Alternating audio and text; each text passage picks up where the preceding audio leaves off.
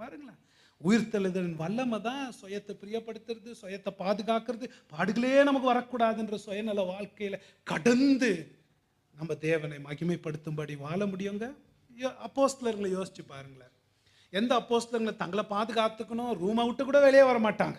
நம்மள மாதிரி தான் அவங்க, இல்லைங்களா? நம்மளை விட கொஞ்சம் மோசமாக கூட இருந்தாங்க. ஆனால் உயிர்த்தெழுதலின் வல்லமை அவங்களுக்குள்ள பாஞ்ச உடனே என்ன ஆச்சு? பிடிச்சி அடித்தாங்க.